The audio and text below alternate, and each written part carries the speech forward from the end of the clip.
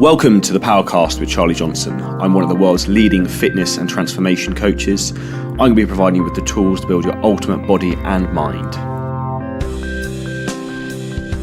It's a pleasure to have George Kruis, England rugby superstar and Saracens, who I, funnily enough, went to school with back in the day, a long time ago. Scary to think what we're probably both doing now. Obviously, with my parents here in Spain at the moment, my dad was joking about you being a skinny little runt at school, so we've changed a little bit since then, perhaps. And you were a fat little boy, so... Yeah, you haven't forgotten that. No, I'm joking. Oh, you're fat, mate. I was for a long time. Nah, you're always in good shape, to be fair. I was very, very skinny, so that's a fair enough comment. I'll take that one. So, I think that probably gave me a warped sense of reality. So, obviously, a bit about you. How did you first get into rugby? First started when my brother, who was a couple of years older than me, went to go play down in Dorking, in a local rugby club to where I grew up. And I seen how he kind of loved it, how he thrived there, how he made loads of mates, and just the enjoyment he was getting off the back of it. So as you do, you kind of want to step in on that, and I just followed him to Dorking one. So just started with a local rugby club as well as bits at school. Do you think the rivalry of obviously your older brothers, Will and Henry, isn't it? Do you think that pushed you on a bit to almost have to compete with them being older than you, that made you almost sort of step up a bit? Massively. Yeah, I've seen my brother Will got into county level rugby. I think when you're as close as we are, and pretty much everything's a competition. I think rivalry is best. Yeah, exactly. So I'm safe to say I won that one, but 1-0. 1-0 now, but he tops me in a lot of other bits. So it's brilliant. I think you get competitive, and that's a lot of a lot of elite players and non-elite players have that competitive streak. It's that competitive edge though with anything from business, fitness, professional sports is what sets you apart from everyone else, to be able to do the things that other people aren't willing to do, and step up in that respect. Yeah, for sure. It just takes a lot of commitment, doesn't it? And I think that's probably a barrier of entry to some people. I think it's a lot of the stuff that we do is not it's some of it's hard, but it's not it's just persistence. I think exactly, it's persistence, and I think it's hopefully a character that I have, I guess. Do you think from obviously post your rugby career, when you're done with that's something that will stand you strong for whatever you decide to do going forward from there? Oh, I hope so. Yeah, I think it's the fortitude you've taken from that. Yeah, I get there's loads of lessons you can take from professional sport, and I think a lot of companies do have that. They do like employing off the back of that. I guess it's trying to find the nature of what makes people successful. So I think it's there'll be massive links between that and business, I'm sure. But yeah, I'm just enjoying my rugby at the moment. So it's good crack. See where it goes from there. In terms of obviously, I remember you from your young days, and you suddenly just started to explode physically. What suddenly really set that off for you in terms of nutrition training? Was there any one person or thing you started doing, or? Yeah, massively. I think that the first up to school wasn't really into. Because I remember we went to the gym a few times. We were, I don't know, 16 or something. Yeah. So I mean, exactly, we were messing around and that sort of stuff. But I think the first kind of real eye opener I got was when I went to my current club, Saracens, and went into the academy. And I basically, then the academy and the first team was split. So I had a year basically of putting myself to get in condition of what I needed to play professional rugby. Was really weight training, fitness, and nutrition, and that was pretty much how I spent the first year. Was there one person in particular there who sort of guided you through that, or did you have an S&C coach? Yeah, I think Andy Edwards. He's a guy who he was a rugby player at Saracens. He ended up doing his ACL, his MCL, and had to retire. But I think like the character he was, the commitment he had, they wanted to keep him on in a capacity. So he became our S&C coach, strength and conditioning coach. And really from there, he's followed us, well, definitely that group all the way up the age groups. He's done bits with England. He's done bits with Saxons, which is the second team in England. He's a very good coach, and he's still my conditioner today. So it's that's awesome. He's grown with us. He's a proper part of what we've been up to. It's supposed to be quite cool though for both of you to go back through the process from like where you were to where you are now, if that makes sense. Yeah, I think he reminds me daily that I was a little weed and that I owe him everything. But it's nice. I think it kind of replicates. He worked incredibly hard. The hours he put in Saturday, Sunday for the injured lads. He's been relentless over the last 10, 15 years. So he should be in a position where he grows up with the players, I think, as well. Yeah, it's almost like a family attitude, I suppose, in the Saracens. Yeah, for sure. What's so like with you, obviously starting out from a young age, and you obviously got pulled into Saracens. How did that first come about for you? So firstly, I got a trial off the back of a teacher who knew a coach at Saracens. So I was very lucky in that sense. I'd bypassed all the Harlequins, which is my local catchment area. So they're the local professional team to where I grew up.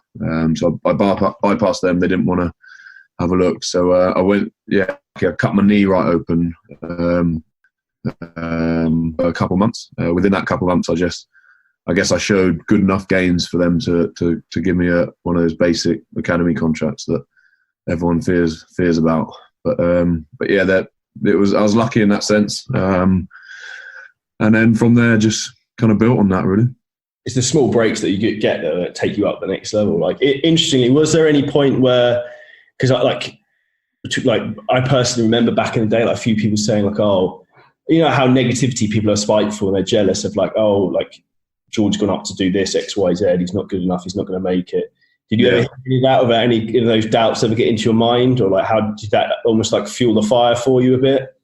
I mean, probably they're probably right. To be fair, I was lucky in the sense that I got I got a trial initially, but then off the back of that, I worked hard. And to prove it, but I wouldn't say they were far wrong. I'd played a lot of rugby in my youth, but it wasn't like good quality rugby. It was just.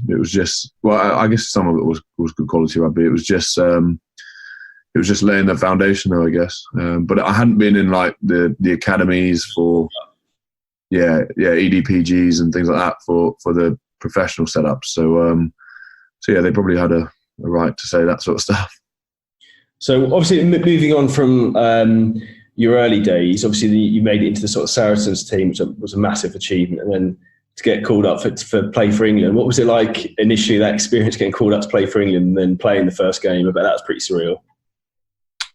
Yeah, it was unbelievable actually. The 2 previous years I'd done my MCLs right at the business end of the season, so to miss out on I think I got ready when I think I finally got my cap. But yeah, it was unbelievable. It was something that I remember forever. It was a proper experience, something which I guess for not just me, but for my family, my brothers, my mum, my dad, experience, all that lot that come along. Yeah, definitely. And there's my grandfather was set up a rugby club when he was a fair while. So I'm pretty privileged to have been part of that, really. What with the England setup, what was the biggest change you noticed from going from that to Saracens? Probably just the amount of kind of nutrition, of physios, the amount of S&C coaches, the amount of like backroom staff and the I guess facilities and everything that was available to you. there really is like kind of no excuse to be at your very best in those sort of arenas. I think there's everything's open to you. You can really take, and you've got some of the best coaches in the world as well. So it's really it's kind of like the ultimate time to improve and to be the best you can be, I guess. Was there anything in particular that you found particularly daunting about the experience or surreal? Probably, I think getting over the fact that you probably play against the players there, week in, week out, and you gotta, you have a certain like understanding of what they're about, and you maybe have a perception of what you think they're like, but then kind of coming together, I think is quite a unique thing. You're playing against them, but then the week later you could be in camp with them, trying to get along towards a common goal. It just takes a shift in mentality, I guess, which all comes as part of international. Yeah, I suppose that's a weird dynamic. You're on the same team one week, and then the next team you're on opposition teams trying to smash the shit out of each other. Yeah, exactly that. So it's I think that was quite something you had to get your head around quite quickly, and also just like it's definitely outside your comfort zone initially. It's something that. And it shouldn't be comfortable, at no point it should be, because it's an international setup. You're there to push yourself as hard as possible. So that's something else as well, getting to know new players, new plays, different style of rugby. I could be playing the same style of rugby at one club for 10 years and then have to go into a team and slightly have to adjust what you're doing. So those sort of things are all things that kind of come together when you're put in that situation. Now, with your training nutrition at the moment, how do you set that up if you're playing obviously at the weekends at the moment? Do you do 3 weight training sessions a week, and obviously you've got your rugby training sessions on top of that, or? Yeah, so it's all accounted for. We'll do a Saturday to Saturday game. So the most consistent one is probably a Saturday to Saturday game where we'll go Sunday off, like gym in the morning Monday, and then like a light install session. So get your plays right, do a review from the weekend, and then Tuesday, again, gym in the morning. You'll do your upper body if you did your lower body on the Monday, and then a proper smash up session on the Tuesday afternoon. That's your work day, and then Wednesday off, like today's off, a proper relaxed day, really chill out. Yeah, big on recovery, because especially at like this end of the season, at the latter end of the season, it's it's about body management just as much as gains, I guess. And then you have the Wednesday off. You train Thursday, so like a more of a power quick session in the gym, and then you have a lighter training session in the afternoon, and then you got Friday off to recover and play on Sunday. So, out of curiosity, who's the strongest player in the England team? Don't say yourself. I wouldn't. It's not. What would you quantify strength? Are you going to look at bench press? If you looked at, say, like in the gym and then on the pitch. Pitch. Both pretty different dynamics. Yeah, pitch. It's got to be someone like Billy Vunipola. I say that he's just so powerful. He's a big old boy. He's got a bit of weight behind him. Good weight, mind. But and then in the gym, you reckon? Like anyone you've seen do anything really impressive, you thought that fair play? Yeah, there are some animals there. I think Carl Sinclair's pretty strong. There's some strong lads there. They've all got their own unique exercise, which they're just ridiculously good at. But yeah, I'd say Carl Sinclair's pretty strong. With your nutritional setup, is there, like, obviously I imagine you guys work with dietitians and bits and pieces. Do you ever how do you run your diet? What's your calories and bits and pieces like that? Because obviously I know a lot of people would be fascinated, obviously some of your size, how much you have to eat and what you eat and how you structure your day around that. Because I imagine that's quite fascinating, the amount of training you do. Yeah. It's a tough one. I don't really look into calories daily. I probably look at meals daily. So definitely your staple 3, and then probably like a good snack in between either of them. So like a proper shake with, with, I don't know, like might be some pitta and, or whatever, some, a bit of some meat as well. Definitely, like I said, your staple three, and then some good meals in between as well. Maybe calories in. Yeah, just to get your calories in. It's more of a process sometimes than enjoyment. But I imagine for you, it's probably difficult to almost maintain the weight with your activity levels. Yeah, I'm like you'll have your losers, your gainers, and your maintainers. I'm probably just hitting into a maintainer category now, so I can eat and I'll sit there. But if especially when I was younger, I'd eat and I'd still lose. So that was a massive focus, especially for your position on the pitch where you play as well. You need the weight, and you. Yeah, for sure. Like you have to be sitting around 117 to 125. How tall are you? What, 6'6"? Taller? 6, yeah, 6'6". So you got to have a decent enough weight to do your position and be functional, I guess. So is that fine line between you carrying too much weight on the pitch and then you can't actually? For sure. And I think that's always one of the things I think you stood out for, is like how athletic you were on the pitch, like for your size, particularly line-out, especially from my limited knowledge of rugby. Yeah, for sure. Look, it's a balancing act of kind of what the team wants you and what they need from you. So if it's more airily, so if you're more in the line out and that sort of thing, then you'd probably be a touch lighter. You're not going to be 130. Yeah. So, but yeah, we've got some big boys in the team. Will Skelton's 140 on a good day. A strong win. Yeah, exactly. But then you can get your scrum halves who are, I don't know, 85 kgs. So it's a right mix of players. So with your career today, what's the best memory you've had so far?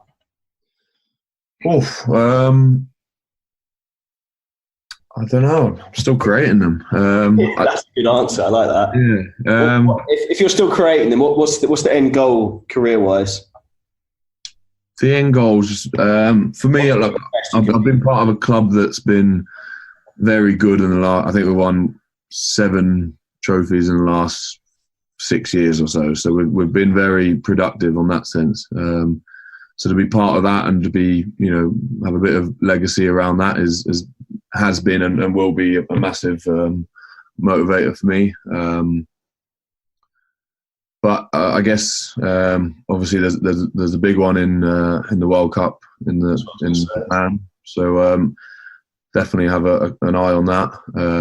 And just I think as long as I'm performing and part of a team that's performing as good as we can, then that's a good memory to be part of a team that's pushing and pushing well. I think that's pretty huge. But like similarly, some off-field memories off the back of some of the trophies we've won have been, unbelievable. The club allows us to go sets up trips away for us to bond and to get to know each other. Which I bet you got a few war stories from that. A few war stories, yeah, indeed. Where's the best place you've been on these bonding trips? That you don't been to a few good ones. Verbier, Chicago was good. Went to Lollapalooza, which is a music festival in Chicago. So you got 30 lads, 40 lads dressed in fancy dress. Yeah, you're about 8 foot tall, 20 stone. Yeah, it was quite a sight. I think there was a lot of confused Americans there, but yeah, no, that will go down as a good memory. But loads. I mean, look, you got to if you work incredibly hard as a group and as an individual, you got to definitely have those days which are more relaxed as well. So I'm a firm believer in that, and I'm very grateful for a club that allows us to go and do that. I think it's important. I think a lot of clubs and corporations, businesses forget that sometimes. It's like everything is a people business, and who you surround yourself is who you become. So if you can make everyone you work with a tight-knit community and everyone wants to support each other, then you will ultimately be more successful. Yeah, for sure. That being said, do you think anything in particular has made a massive shift in your mindset that's helped you improve the last few years? Do you guys work with sports psychologists? Yeah, definitely. Rituals and stuff. Do you say pre-game rituals? Yeah, anything like weird that you do to try and get yourself in the zone, or any like funny? I think those sort of things kind of they may work a little when you're a little bit younger, but I think for me, definitely it's something I would have grown out of, and I guess my pre-game rituals making sure I'm prepared well in the week. So I think that's quite a ticked all the recovery boxes and the training's done. Yeah, for sure. I think there's certain things which you become quite protective of in terms of recovery, and and what you need to be doing in the week to make sure you feel good enough on the weekend, and they would have overtaken any kind of superstitious things that I would have had before. I think they're a bit more proven, I'd say. So one of the last questions, what one piece of advice would you have to anyone who's coming up, who wants to be a professional athlete or just wants to sort of like believe in themselves to go and achieve the things they want to achieve, where like obviously a skinny kid from Dorking who says he wants to go and play for Saracens in England, most people will tell him he's slightly insane. Is there anything you'd want to say to them, or they should try and focus on doing? I don't know. It's probably the oldest bit of advice is just work hard at it. I think it's like persistence is massive. There's got to be an understanding that you got to, at some point you're gonna have to work harder than someone else to get to where you are. I think that's the biggest thing, and trying to figure out as early as possible ways to work smart as well. There's no point in kind of working and keep drilling the same thing. Say again? Working up the wrong avenue, you're walking up the wrong road. Yeah, exactly. Yeah, you got to be smart enough in terms of what's going to get you to your final goal. Your final goal, and kind of really figure out what's going to help you achieve that, and then work hard at it. I think it's the thing. Like a lot of people, even obviously what I do is a lot of like weight loss transformations. People are massively impatient, and people don't realise that whatever you want to do, if you want to be a professional rugby player or businessman or whatever, it's just consistency and patience over time. And like people don't understand that the biggest thing you can control and variable is your work ethic. The harder you work, the more successful you become at whatever it is you want to do. Yeah, for sure. Consistency is huge. I think consistency is massive, but then also being able to take a break when you need a break. I think like from our point of view, you wouldn't be able to hammer yourself all day long because recovery becomes a massive part of it. So but within that, you got to recover consistently. So it's consistency is a big word, I'd say. 100%. So obviously with you and what you're doing now, so obviously you just set up a CBD business, 4-5 CBD. Tell us a bit about that and what you're doing there. Yeah, well, we just a friend of mine, a colleague as well, Dom Day, also plays at Saracens. We set up a cannabis oil company, CBD company, 4-5, just to that we used it when it became taken off the WADA register. So CBD in 2018 January got taken off. So we used it off the back of an operation for both of us. We're firm believers in it, along with the fact that there's kind of like 2 or 3 in every club wanting to use it but unsure whether they could, and because of how tightly kind of drugs tested up we are, and the regulations around that.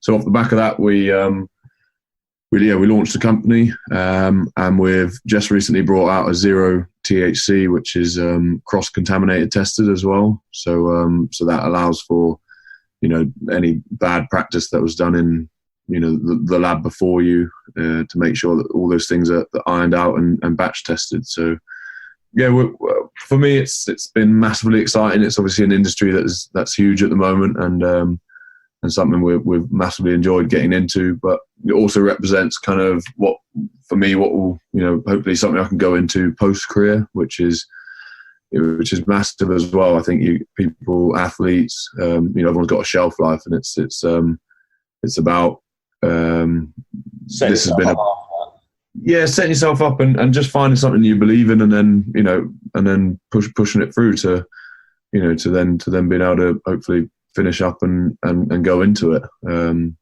With the CBD products, how do you use them? Do you have like the recovery creams as well? For like if you've got injuries, have you put that on it or? Yeah, we've got balms, oils, and capsules at the moment. But we're looking into. We just actually yesterday had a business meeting about expanding into different ranges.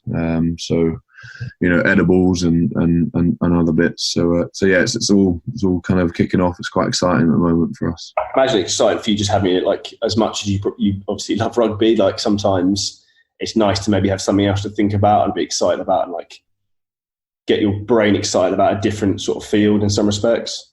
Yeah, mate, so much so. I think because otherwise you become a bit of a one-trick pony sometimes. The same for me if all I talk about is fitness. Like, yeah, for sure. The last thing I want to talk about in a great respect with like random people. Like, yeah, social things, and I don't want to talk about weight loss sometimes. You know what I mean? Yeah, no, you're so true. It's actually been really really exciting not having to talk solely about rugby. I think it's it's a massive. It's massive. Yeah, it's for me. It's taken definitely improved me as a person, definitely off field and on field. I think in 2017, I had a lot of injuries. How did you find it mentally? Like, I can imagine for your position, it must be so difficult mentally trying to deal with that situation of getting an injury and then just trying to rehab through that. And it just mentally trying to do that process must be very, very challenging. Yeah, for sure, and that's it gives you something else to think about when you do have those injuries, and that time period. So it's not just focused on rugby the whole time. Obviously, rugby is the forefront and is and should be of everything you do, and it takes up the large majority of my day and thinking. But sometimes when you're injured and all you can do is think about getting back quicker or getting back. You kind of dwell on, could I not have been injured here, or something I could have done to avoid that, and you start playing guilty. Yeah, you start looking at ghosts really. So I think at that point there, it's then cut me off into focusing on something else, which has been, like I said, really really exciting for me as a person and something for later on in life as well. Other than obviously the CBD empire you're obviously building, is there any other plans you have post rugby? We're part of. You going to travel the world? You're going to stay in the UK? I'd love to travel at some point. Yeah, I think. We travel a lot, obviously, with the rugby anyway. Yeah, we travel a lot, but we never really get to travel. You don't get to go out to stadiums. Yeah, exactly. You're not going outside the hotel eating street food. So it's definitely travel is one of the things I want to do. Hopefully make a few more of my friends' weddings and that. I've had to miss 3 this year already. So that's what people don't see sometimes. Is obviously the excitement of obviously being a professional rugby player for England is awesome, but the amount of commitments you have and the things you can't do, and obviously you're playing rugby every Saturday. Weddings are probably every Saturday, so it's probably why I'm guessing you can't go to any of them. Yeah, and it's just a nightmare to organise anything. As soon as you think you've organised something, the training schedule changes, or you get an injury, or your back stiffens up and you can't drive down to see someone, or so it's. I'm not complaining because I've loved every bit of it, but managing everything. They're the sacrifices, exactly what we talked about earlier, I guess. You can't have everything. With your recovery, how often do you get deep tissue work out of interest, or treatment? Daily, or? It really depends on how I'm feeling. In the last few months, my back was pretty tight, and I was getting it kind of 2-3 times a day. But in the last week or two, it's kind of eased up, and I've been pretty free. Good stuff. Well, have you got any questions for me? I think we pretty much run through everything there. Yeah, I'm intrigued and how you're doing. Myself now. Yeah, I'm intrigued about how you're doing. Yeah, it was all good. So I'm currently coming at you from Spain, where the internet was a bit dodgy at the start. I've just been in the sun sunbathing. Funnily enough, I just trained legs with Dorian Yates this morning, and I just had lunch with him, which was very surreal. So it's probably I'm very fortunate now that I'm living like the dream of literally what I want to do. Like me and my mate Mike, I'm here with at the moment, I said to myself, this is just getting really surreal now, where suddenly you're this is just like life has just become bizarre, but you get used to it. But it's very, very strange and exciting at the same time. But it's the same thing, like you say, people don't understand what it takes. Because like people only see the highlights of me, like going to the gym or like pissing around, traveling around the world. They don't see that I was up till like 12:30 at night working on a laptop and up at 6 again. Like all the other millions of like admin IT stuff that goes on in the background and stuff. Yeah, nothing comes easy. No, so it's the same with everything like that. But anyway, dude, it's been an absolute pleasure. So if anyone hasn't, check out George on Instagram. I'll pop out his details below in the summary, and I'll also add on the details for his CBD company if anyone wants to check that out. And if there are any questions, obviously, you can probably drop them over to George or drop them onto the CBD website. I'm sure they'll come back to you guys. But pleasure to have you on, George, and we'll catch up soon. Thank you very much. Cheers, mate. All the best.